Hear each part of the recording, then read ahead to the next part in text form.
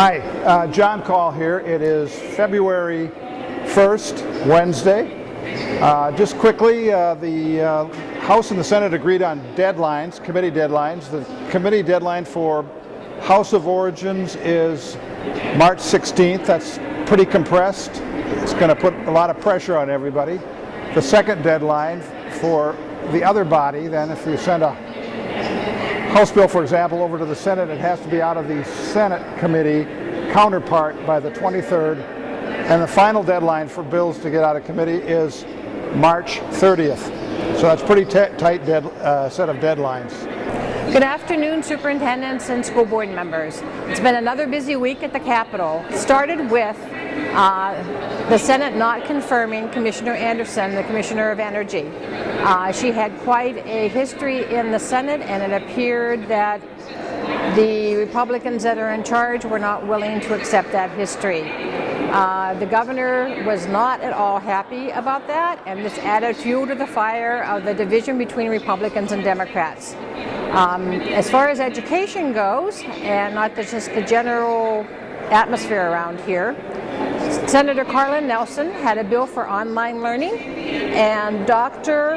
Jean Nupke, the Executive Director of Curriculum and Instruction at Rochester, came up and testified. She did an excellent job.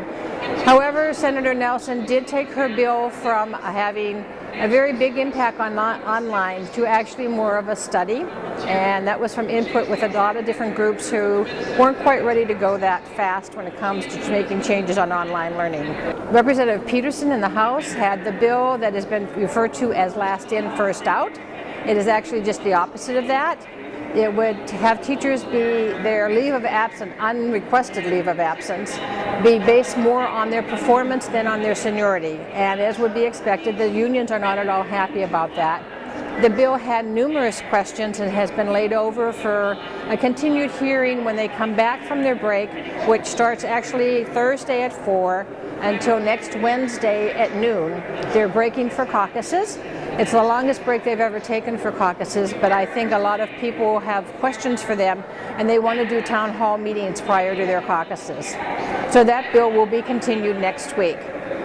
Also, PIP was discussed in Ed Finance, and that bill still has more discussion to go and more committees to go to.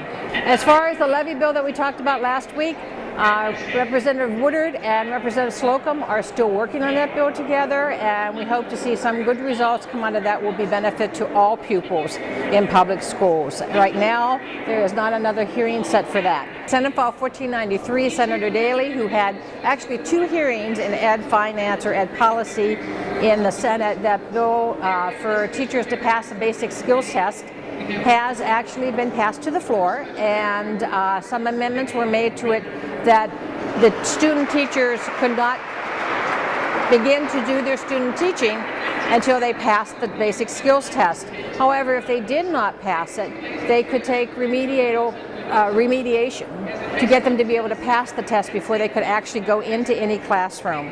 And that'll have, I'm sure, a lively discussion on the floor. No Child Left Behind is going to be discussed this afternoon in Jen Olson's committee as to how they're going to be accountable and how this would go forward. So far, it has not received a warm reception in Washington, D.C. Actually, none of the applications to waiver out have been fondly looked at by the Department of Education. I'm going to turn this over to John and see what he has to say about this week. As I said, it's been a tumultuous week, and there are a lot of strong feelings here at the Capitol, and all we can do is hope to see them get better. In my 17, 18 years here, this is probably the testiest that I've ever seen it. So I'm hoping that things will go positive from here, but it will remain to be seen what kind of mood they come back from their caucuses. February 21st, the district's maps come out, so people will know what district they're running in, if they're running against a fellow colleague or in their own party, or if they have an empty seat. So once again, they'll come back, they'll do some work, and then they'll be in a buzz again. And then at the beginning of March, the very beginning of March, we will have the shoot, John, what's that called? Oh, the forecast. And that will certainly tell us what will be able to be done in education.